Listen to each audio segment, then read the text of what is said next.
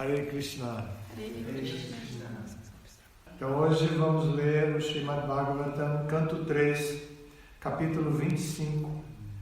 O título do capítulo, As Glórias do Serviço Devocional, e o verso é o 24. Dayate sadava sadvi sarva sangha vivardita sanghaste shvatati par pratya sarvadosha harahite.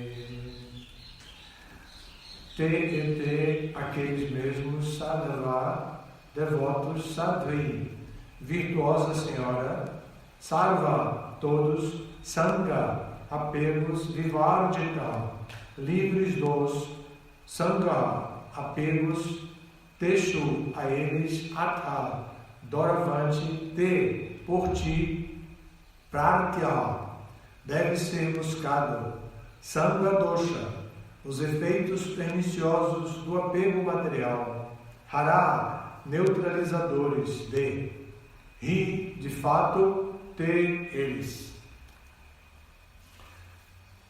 Então, a tradução e significado dados por sua divina graça, A.C. Bhaktivedanta Swami Prabhupada. A tradução é a seguinte: ó minha mãe, ó virtuosa senhora, são estas as qualidades dos grandes devotos que estão livres de todo apego. Deves tratar de apegar-te a esses homens santos, pois isto neutraliza os efeitos perniciosos do apego material. Significado: nesta passagem, Kapila Muni aconselha sua mãe Devahuti que, se ela quiser livrar-se do apego material, deverá aumentar seu apego aos sábios, ou devotos que estão completamente livres de todo o apego material. No Bhagavad Gita, 15º capítulo, verso 5, declara-se quem está qualificado para entrar no reino de Deus. Ali se diz, Nirmama Mohajita Sangadosha. É uma referência àquele que está totalmente livre da inflada condição de posse material. Pode ser que uma pessoa seja materialmente muito rica, opulenta ou respeitável, mas se ela quiser realmente transferir-se ao reino espiritual, de volta ao lar, de volta ao Supremo, terá que livrar-se da inflada condição de posse material, por ser esta uma posição falsa. A palavra moha, usada aqui, significa o falso entendimento de que se é rico ou pobre. Neste mundo material, o conceito de ser muito rico ou muito pobre, ou qualquer consciência semelhante em relação com a existência material, é falso, porque o próprio corpo é falso ou temporário.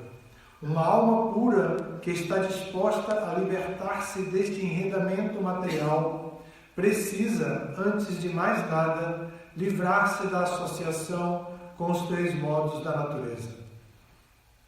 Atualmente, nossa consciência está poluída devido ao contato com os três modos da natureza. Portanto, no Bhagavad Gita declara-se o mesmo princípio. Ali se aconselha que Jita Sangha Dosha. Devemos livrar-nos da associação contaminada dos três modos da natureza material. Também aqui, no Srimad Bhagavatam, confirma-se isto. O devoto puro, que está se preparando para transferir-se ao reino espiritual, também está livre da associação com os três modos da natureza material. Temos que procurar a associação de tais devotos. Por esta razão, demos início à Sociedade Internacional para a Consciência de Krishna. Há muitas associações comerciais, científicas e outras na sociedade humana para desenvolver um determinado tipo de educação ou consciência, mas não há associação que nos ajude a livrar-nos do contato com a matéria. Se alguém alcançou a fase em que se sente a necessidade de livrar-se desta contaminação material, então tem de buscar a associação dos devotos, onde a consciência de Krishna seja exclusivamente cultivada.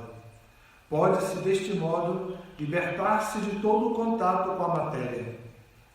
Visto que o devoto está livre de toda associação material contaminada, ele não é afetado pelas misérias da existência material. Embora pareça estar no mundo material, ele não é afetado pelas misérias do mundo material. Como isto é possível? Há um ótimo exemplo disto nas atividades da gata.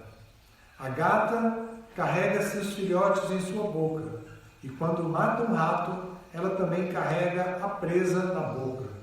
Assim, ambos são carregados na boca da gata, mas sob condições diferentes. O filhote sente conforto na boca da mãe, ao passo que o rato, quando é carregado na boca da gata, sente o sopro da morte. Analogamente, aqueles que são sadhava, ou devotos ocupados em consciência de Krishna, no transcendental serviço ao Senhor, não sentem a contaminação das misérias materiais, ao passo que aqueles que não são devotos em consciência de Krishna sentem realmente as misérias da existência material. Devemos, portanto, abandonar a companhia de pessoas materialistas e buscar a companhia de pessoas ocupadas em consciência de Krishna. E, através de tal associação, receberemos o benefício do avanço espiritual. Através das palavras e instruções dos devotos, seremos capazes de cortar nosso apego à existência material. Taite sadava sadhvi sarva sanga vivarjita sangaste shvathate prarthya sanga dosha harahite. Ó minha mãe, ó virtuosa Senhora, não são estas as qualidades dos grandes devotos, que estão livres de todo apego. Deves tratar de apegar-te a esses homens santos, pois isto neutraliza os efeitos perniciosos do apego material. Hare Krishna. Hare Krishna. Então aqui continuamos a leitura desse capítulo, as glórias do serviço devocional, e este verso faz uma referência aos versos anteriores. Então nós precisamos resgatar o fio da meada aqui para compreender perfeitamente esse verso, e o nosso objetivo de estarmos aqui reunidos hoje é termos acesso ao significado de Prabhupada para este verso e comentarmos entre nós, inclusive com direitos a comentários e perguntas. Agora eu vou explicar um pouco, comecei já. Então, quem está falando é Kapila Deva. Por que ele está falando?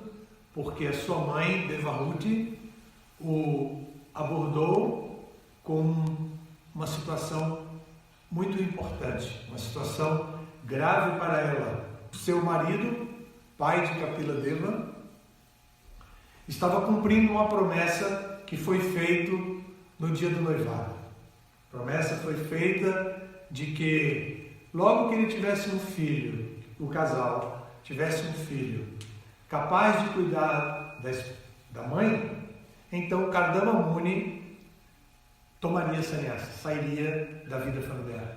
Ele disse isso para o pai de Devahuti e a mãe, e Devahuti participou da cerimônia de noivado ali, e ela aceitou aquilo. Embora ela fosse muito jovem, ela, de acordo com os Vedas, era considerada madura para se casar, e estava definitivamente preparada. Ela era uma princesa belíssima. É dito que a beleza e a opulência dela eram tão grandes que ela nunca havia repetido, até o dia do noivado, uma roupa.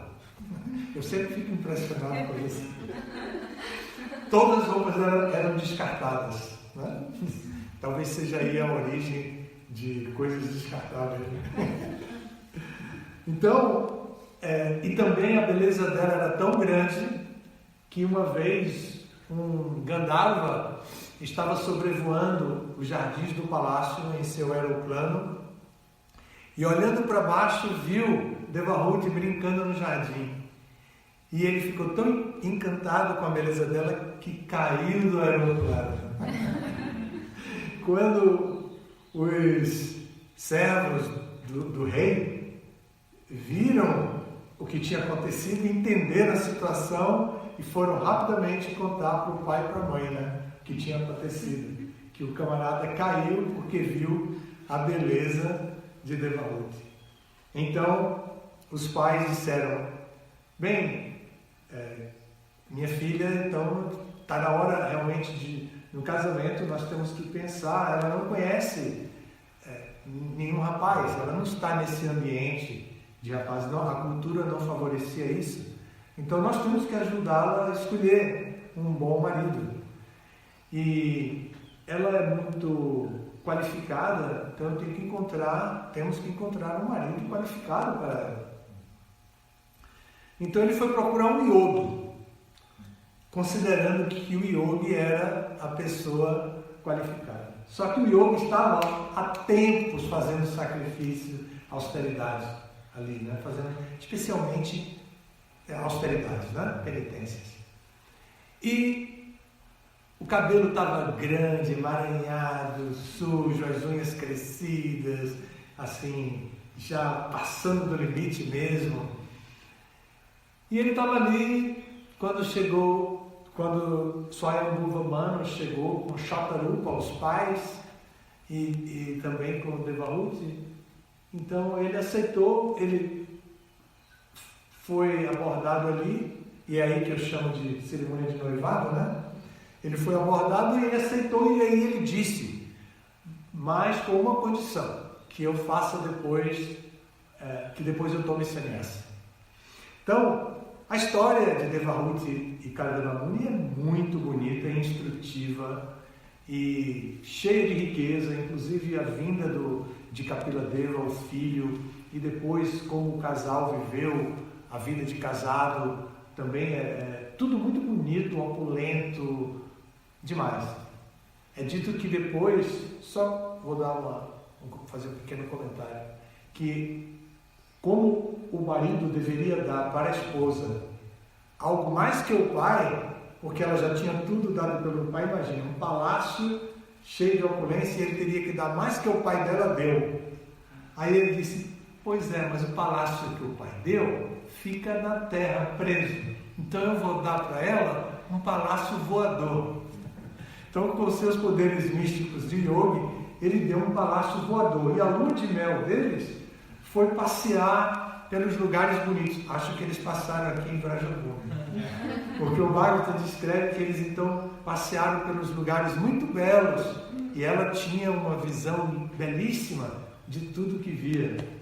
Então, por isso eu desconfio que tenham passeado aqui por cima. A gente ainda não estava aqui, né? Mas provavelmente eles passaram por aqui. Bom, então a mãe, a Devahuti, ainda era jovem quando seu filho já estava adulto e quando Kardama Muni decidiu tomar sannyasa.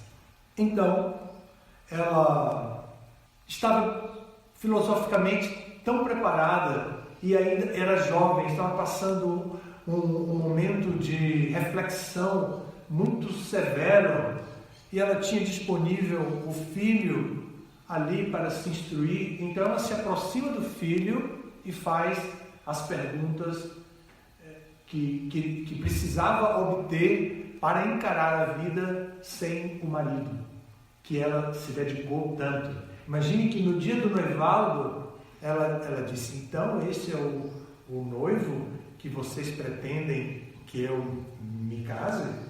E o pai disse, sim, minha filha. Ela disse, bom, então a partir de agora, pelo menos, eu não vou mais trocar de roupa toda vez que tomo banho assim, com roupa nova. Então ela começou a introduzir na sua própria vida austeridades. E ele, o noivo, continuou na yoga dele lá, de olho fechado e tal, e ela não tinha o que fazer. Aprendeu que tinha que cozinhar para o marido não comia. Aprendeu que tinha que arrumar a casa, o ashram, decorar, tudo bonito, perfumado. O marido não tinha uma cabana ali, não andava, nem abria o olho para ver. Aí ela disse, bom, eu vou fazer o mesmo que ele está fazendo aqui, né? Então, sentou na frente dele e para fazer o que ela não tinha aprendido, que era yoga e austeridades. Então ela vai e fica na frente dele, seguindo ele. Então é isso que eu vou aprender com ele. E ela vai ali na frente, observou, depois disse, agora eu já sei como começar. Sentou lá e começou a fazer austeridade. E o tempo passou, e o cabelo emaranhou, e a poeira chegou e colou na pele dela. E foi ficando magrinha, foi ficando sujinha. As unhas também cresceram e não eram mais feitas adequadamente. E um dia ele abriu os olhos. Quando ele abriu os olhos, ele disse, meu Deus, imagine aquela menina tão linda, olha como ela ficou, e ela ficou assim por causa de mim, seguindo. Que situação! Então ele ficou completamente apaixonado. Imagine, né? Quando ela apareceu toda linda, para ele não foi importante. Mas quando ela apareceu no mesmo estilo de vida dele, ele imediatamente despertou o sentimento de apego transcendental, né? de proteção, de amor, e sentiu que os dois combinavam muito bem. E disse, agora nós vamos começar a nossa vida de casado. Foi aí que ele, com seus poderes místicos, começou a pensar, né? Quem casa quer casa. Então, vou fazer uma casa para ela, mas tem que ser melhor que a do pai dela. Eu já falei disso. Então, assim, eles tiveram uma vida bem interessante. Então, na hora da separação, para ele tomar sannyasa, ela estava abalada. Ela estava abalada. E, por autocrítica, ela identificou que o que ela estava sentindo, que as emoções e tudo que ela estava passando, eram devido ao apego material. Então ela identificou aquilo, que antes o apego não era significativo, porque ela podia cumprir com todos os seus deveres, ter um alto astral, educar o filho, cuidar de tudo. O apego não era um problema na vida dela. Mas agora que o marido havia saído, o apego se tornou uma carga que ela não sabia carregar sozinha, fora do contexto social. Então é a terceira mudança social pela qual ela passa, né? Assim, na vida dela. Devahuti, um exemplo de mulher, vou falar mais disso um pouquinho mais adiante. Então, ela se viu naquela situação e resolve abordar o filho, aceitando o filho como um mestre. E identifica o filho como a suprema personalidade de Deus e se apresenta para ele, para obter informações de como viver agora que ela estava se sentindo vítima do apego e não tinha como superar isso. Então o filho explica algumas coisas e depois explica as virtudes de um sábio.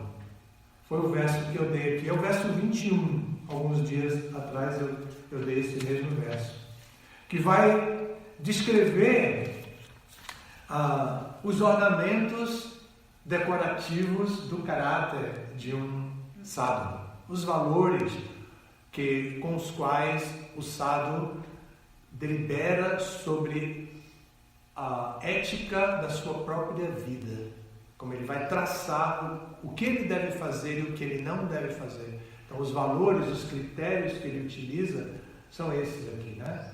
Titikshava, que é tolerância, Karunika, que é ser misericordioso, Sarva,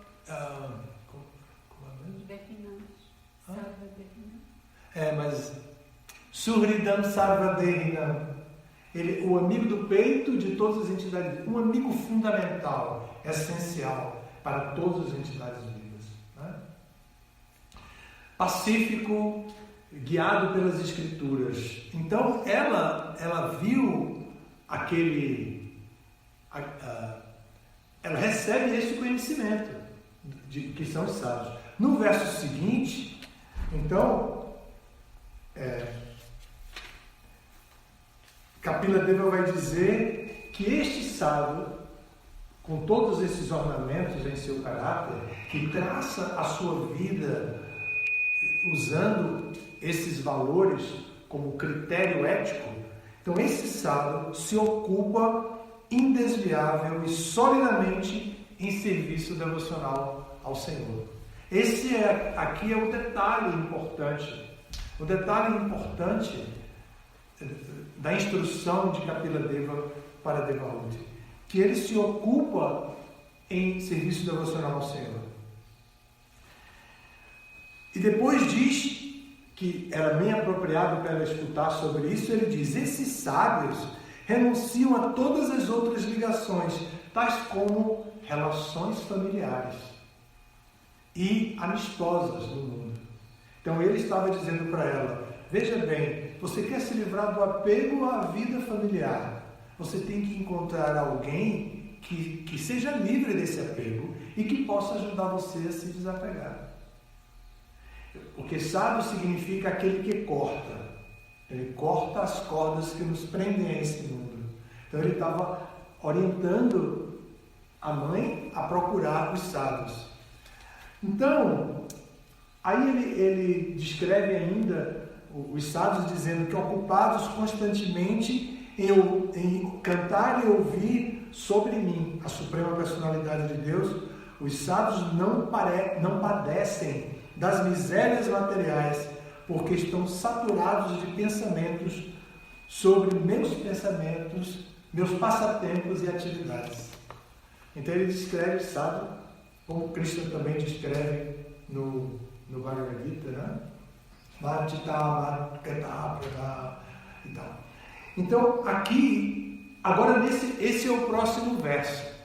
Então ele aborda a mãe e diz: ó minha mãe. Então agora ele vai vincular a relação com ela. Ele estava bem filosófico, agora ele vai mais para a linha das relações interpessoais. E ele diz: ó minha mãe, ou seja, eu lhe reconheço como minha mãe. Você é minha querida mãe, única.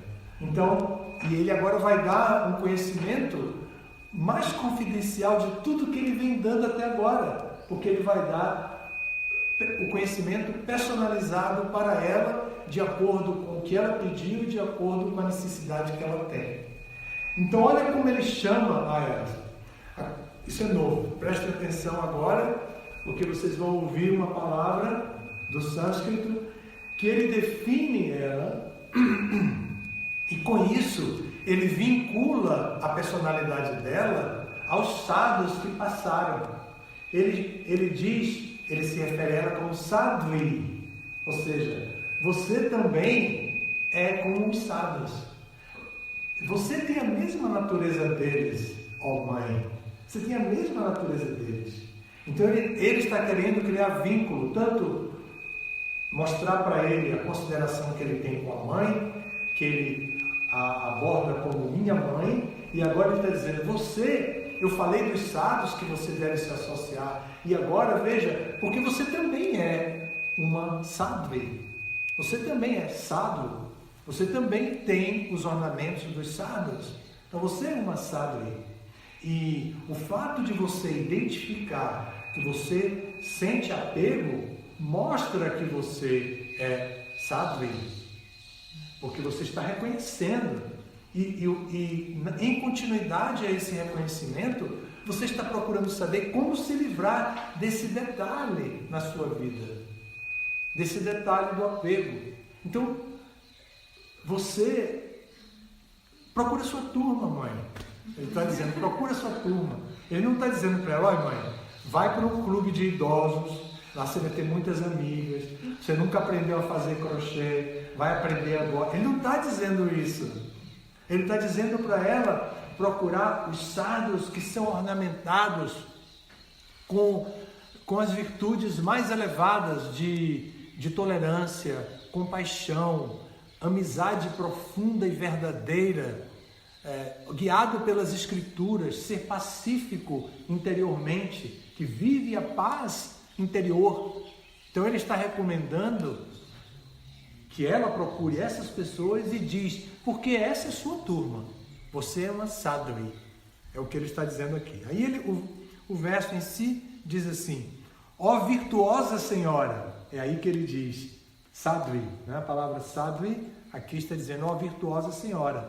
E a poesia do Bhagavatam, naturalmente, não vai repetir quais são as virtudes são essas que foram descritas nos 3 últimos versos.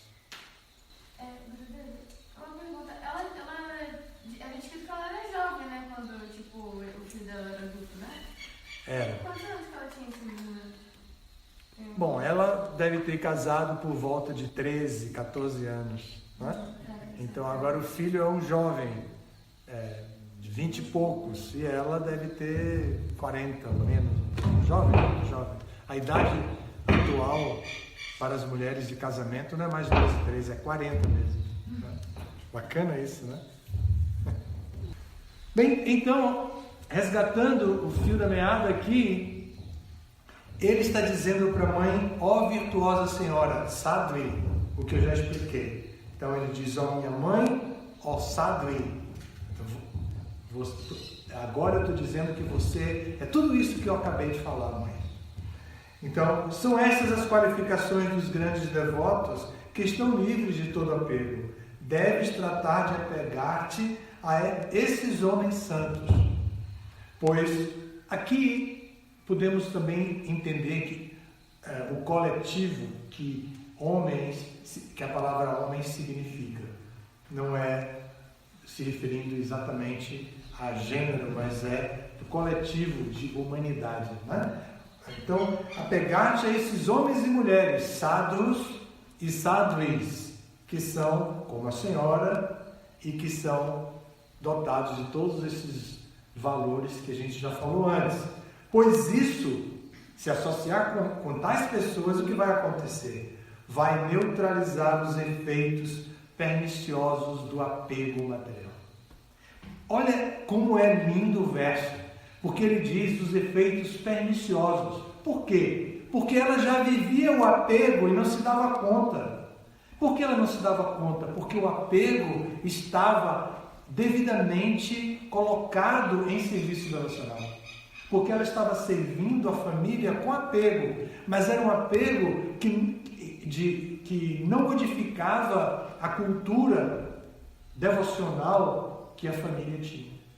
Então agora ele vai te falar dos efeitos perniciosos do apego material. Por quê? Porque ela já não tem mais como praticar o apego familiar, porque a família se desestruturou como família. Então agora os efeitos que ele quer demonstrar são efeitos perniciosos. Muito interessante a psicologia apresentada aqui e podemos acompanhar assim, com essa qualidade transcendental, ou com todas essas qualidades transcendentais apresentadas, ver que estamos tratando de um tema de fundamental importância para espiritualistas. Né? Bom, o significado, Prabhupada explica de maneira bastante filosófica, e eu vou direto para algo que ele diz que é muito significativo porque foi escrito para a gente, tá? Ele não, Prabhupada ainda estava, ainda não tinha ouvido falar de Vrajabhumi a essa altura, porque aqui é o terceiro canto. Então, Prabhupada ainda não tinha ouvido falar de Vrajabhumi. Nos últimos cantos que ele traduziu, ele já tinha ouvido. Porque em 77, 76, Shatrukoti Vinashna foi até ele, se encontrou com ele junto com a esposa dele, né? Acho que ele foi só. ele me disse, tenho a impressão que ele me disse que foi um casal. Mas, como é o nome dela? Ekanga. Então, Prabhupada, ele pediu o nome, e Prabhupada deu o nome, Vrajabhumi. E não deu Nova Vrajabhumi, isso ele sempre dizia isso, né? Não é Nova Vrajabhumi, é Vrajabhumi. E aqui estamos em Vrajabhumi. Então, mas Prabhupada aqui no significado prevê que um dia nós nos encontraríamos em Vrajabhumi, que faríamos uma live do Bhagavatam, estaríamos aqui reunidos com pessoas de várias origens, de lugares diferentes, e que, como os sadhus de Naimisharanya, que vieram de diferentes partes para ouvir o Bhagavatam, nos reuniríamos na sala do templo, aos pés de Krishna Balarama, para ouvir o recado que ele tem para a gente. Eu já li, então vocês talvez já desconfiem qual seja o recado. Mas agora, fazendo um pouco de sensação, ele diz aqui: temos que procurar a associação de tais devotos. Ele vem descrevendo no significado o mesmo tema dos sadhus e sadhvis. Agora, temos que procurar a associação de tais devotos. Por esta razão, demos início à Sociedade Internacional para a Consciência de Krishna. Há muitas associações comerciais, científicas e outras na sociedade humana para desenvolver determinados tipos de educação ou consciência, mas não há associação que nos ajude a livrar-nos do contato com a matéria. Então ele diz que o objetivo da Sociedade Internacional para a Consciência de Krishna de Vrajabhumi e de todas as outras unidades da ISKCON espalhadas pelo mundo inteiro, e até mesmo dos centros de Lapidar, de Namahata, de pontos de luz, todos os encontros de Vaishnavas onde existe a Sadhu Sangha, então existe esse mesmo objetivo. E o objetivo então é livrar-nos do contato com a matéria, discutir temas que nos levam à conclusão de que voluntariamente devemos adotar um comportamento que nos livre da associação com a matéria, que nos livre do apego à matéria, que nos livre do enredamento material. Então é para nós essa mensagem. Aqui estamos recebendo, então, acolhendo a mensagem que vem de Prabhupada, sabendo que a carapuça nos cabe perfeitamente, porque nós somos essas pessoas apegadinhas à vida material. Mas agora estamos nos associando para nos livrar desse apego, o mesmo apego que agora é tema de discussão de Devahuti com Kapila Deva.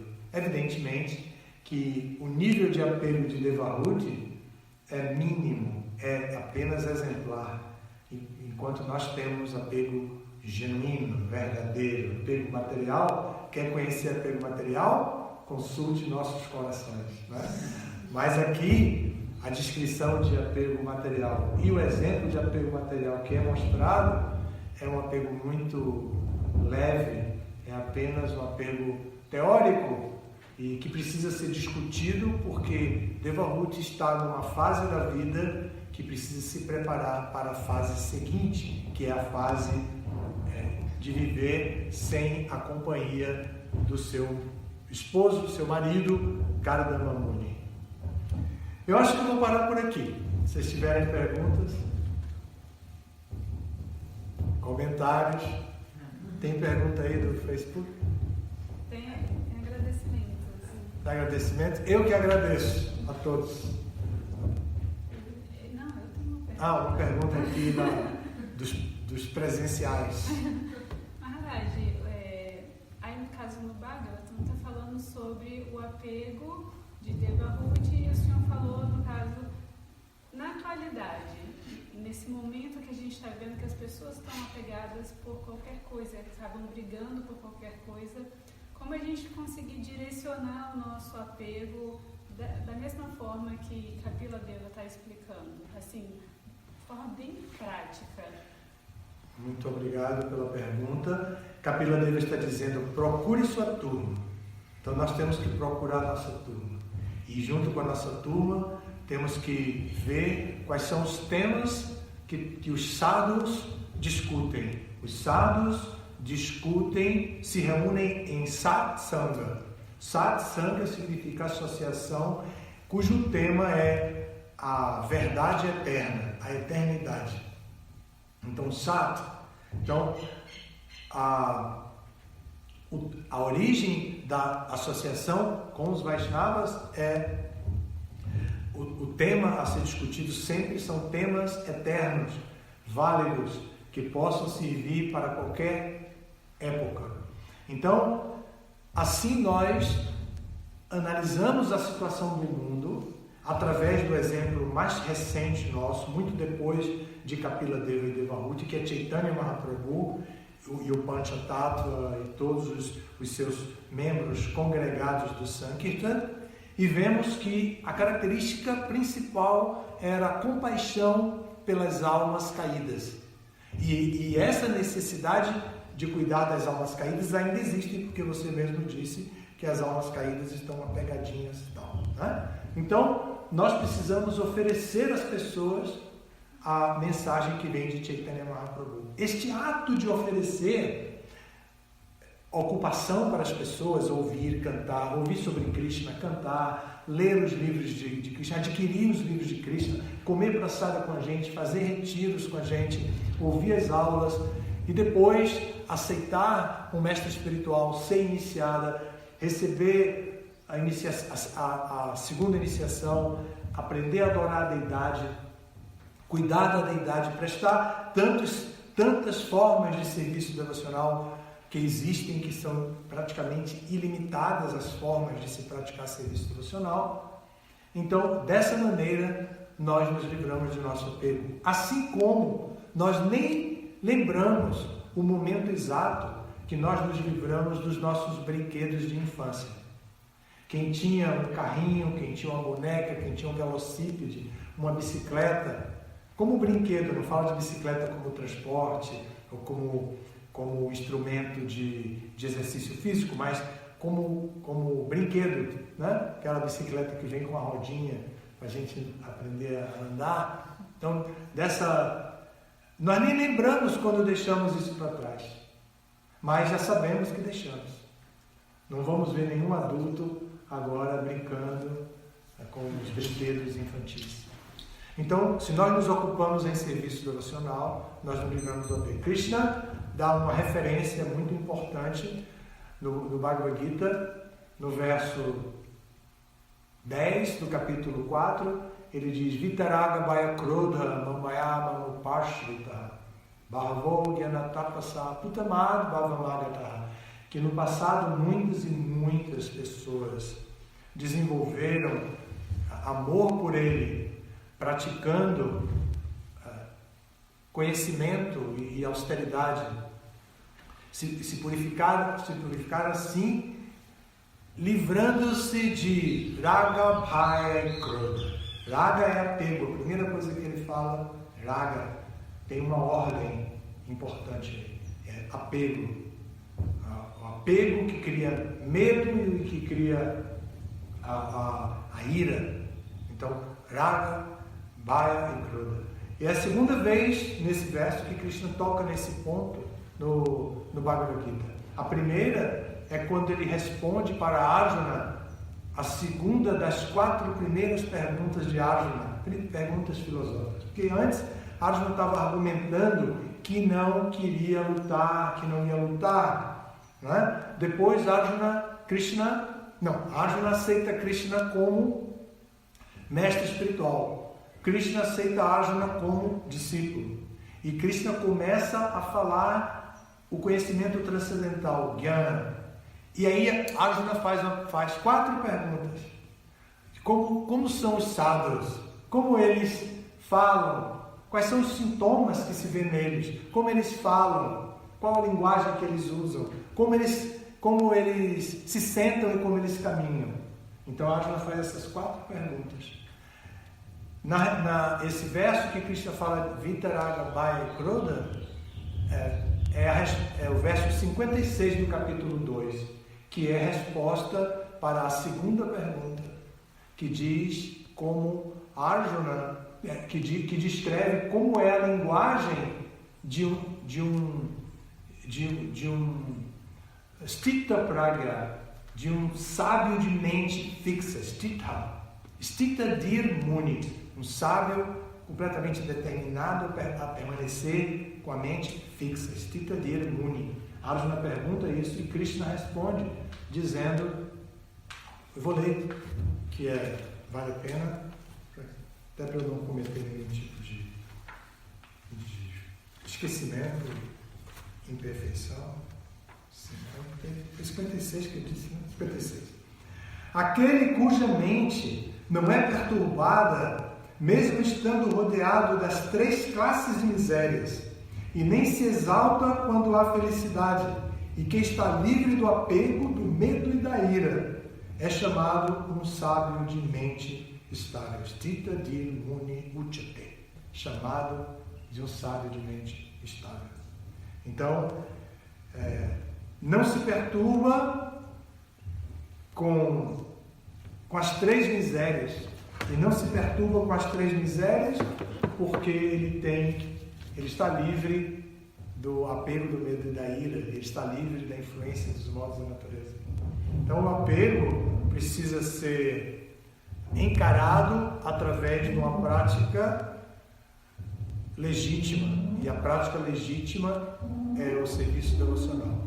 E nessa era de Kali, a prática legítima de serviço devocional é cantar Hare Krishna, Krishna Krishna, Hare Hare, Hare Rama, Rama Rama, Hare Hare. Todas as glórias a Srila Prabhupada. Agora tem pergunta do Facebook. Vamos ver. Deixa eu ler do Instagram primeiro. A Cris perguntou. Instagram. Maharaj, eu sou do século passado, tá? Maharaj, se as facilidades da vida material nos faz apegados, então as dificuldades nos fazem desapegar. Então devemos ser agradecidos por essas dificuldades que nos fazem nos apegar mais a Krishna? Desculpe, mas o raciocínio lógico aí comete uma falha. Porque parece lógico e correto, mas não. Em termos de apego material, em termos de ilusão, como é que ele descreve a segunda parte? O sofrimento nos faz desapegar. Nem sempre. Para o sofrimento realmente nos fazer desapegar, nós precisamos de conhecimento transcendental.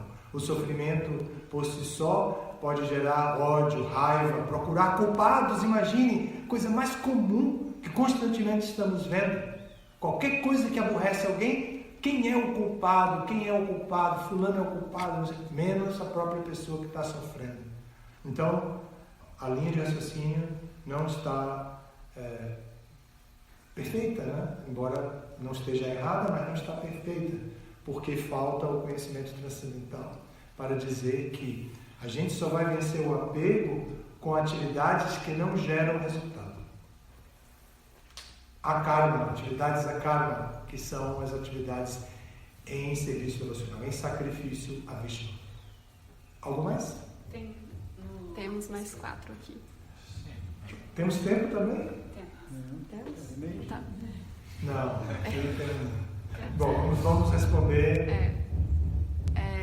O Geraldo Jorge está perguntando: Maharaj, como o senhor está vendo o momento atual em relação a como nós devotos devemos atuar e como expandir a consciência de Krishna a todos?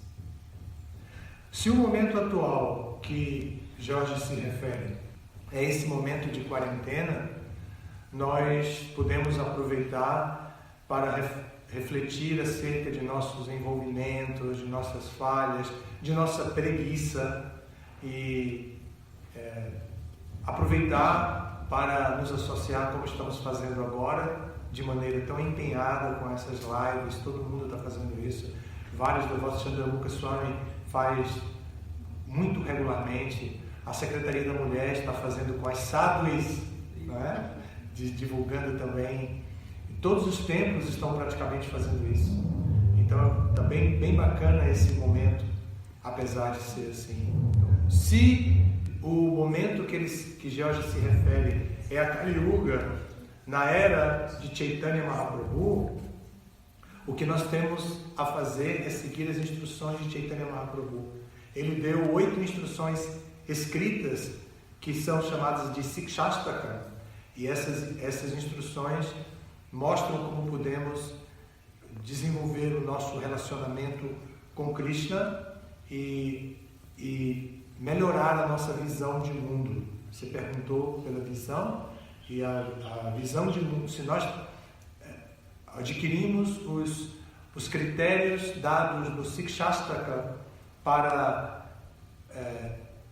usar como ferramentas de visão de mundo, nós vamos estar muito bem nesse momento também. É um momento importantíssimo para nossa iluminação espiritual. Obrigado, Jorge. Agora o Paulo Lima. Maharaj, como podemos nos desapegar do desapego? Pois é certo que o discípulo imita o mestre, e quando o sábio indica a lua, o aprendiz se apega ao dedo que a indica e se esquece de contemplar a lua. Nós precisamos, de fato, Paulo Lima, né, buscar a essência dos ensinamentos do mestre. E de acordo com o tempo, lugar, circunstância, e também de acordo com a organização do movimento de Sankirtan, o movimento congregacional, como foi dado por Chaitanya e como foi apresentado por Prabhupada, devemos aplicar as normas de comportamento que possam nos levar a abordar as pessoas, a congregar as pessoas, a acolher as pessoas e dar para elas a associação que precisa. Assim, nós não vamos ficar tão apegados a nos desapegar. Vamos ficar aprofundados na missão de Chaitanya e então vamos nos livrar do apego de maneira natural. Obrigado, Paulo. A Yadurani está perguntando quais eram as qualidades de Devahuti e que hoje em dia não se encontram mais. Uau! Devahuti tinha todas as qualidades femininas de uma princesa. Em outra parte do Bhagavatam se descreve isso. Ela foi educada por mestres e mestras muito qualificados e ela aprendeu todas essas virtudes femininas e as virtudes femininas serviriam para ela apenas transitar dentro da sociedade que ela fosse viver como adulta, mas não eram a meta para ela. Então, eram apenas ferramentas para ela cumprir o papel dela dentro da sociedade. Só que quando ela ficou adulta para cumprir o papel, e eu mencionei isso na história, ela não encontrou o ambiente certo para ela praticar todo o conhecimento que ela havia adquirido como criança. Porque ela não tinha um lar típico que disseram para ela: você é uma princesa, vai casar com um rei, vai ter um palácio assim, vai ter que administrar dessa maneira, seja sempre cordial com as suas servas, não abuse de ninguém. De repente ela se vê sozinha, ela e o marido Yogi na floresta, pelo amor de Deus, né? Então ela renunciou naquele momento ela renunciou tudo aquilo e ela abre o coração para a essência de tudo que ela aprendeu. A essência é o conhecimento transformador. O conhecimento tem que ter essa função de transformar a nossa vida condicionada em não condicionada, em livre. E foi isso que Devahuti pensou. Agora eu preciso aprender mais, eu vou ter que aprender com meu marido o que ele sabe que eu não sei, porque tudo que eu sei é inútil para o nosso casamento. Aí ela aprendeu e depois ela passou por outra fase e assim por diante. A vida de Devahuti é bem movimentada, né? Parece mesmo a vida da gente, devota, né? É isso, não? É assim, bem interessante, né? Uma hora está aqui, outra hora está ali, de certa maneira, muda tudo, daqui a pouco muda tudo de novo, né? É bem engraçado isso. É um exemplo, e é bem de época bem diferente da atual. Então, no momento atual, nós não temos paciência, não temos fineza, não temos empatia, não temos bondade, não temos percepção artística do mundo.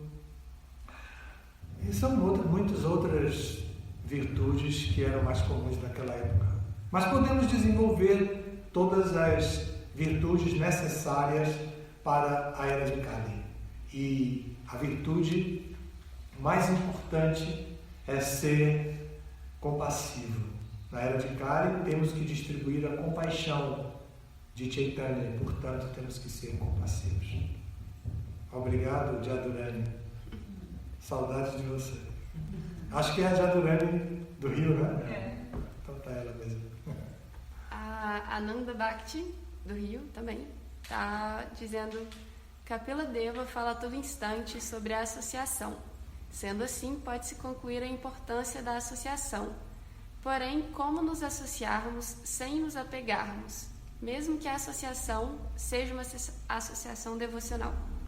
Podemos nos apegar, sim. Eu vi a Ananda Bhakti nascer, né? Agora está aqui fazendo pergunta difícil. Nós podemos nos apegar, sim. O conselho de Kapila Deva para Devahuti, nesse verso 24 do capítulo 25, é exatamente isso. Deves tratar de apegar-te a esses homens santos. Vamos nos apegar aos devotos e às devotas, no melhor de todos os sentidos, da maneira mais apropriada. Vamos nos apegar a viver com eles. Isso é muito importante. Tá bem? Hare Krishna. E chegou aqui uma última aos 45 do segundo tempo. Acho que é a Cris. Está perguntando, mestre, como desapegar das mágoas? Das mágoas, Cris. Perdão. Tem que desenvolver clemência.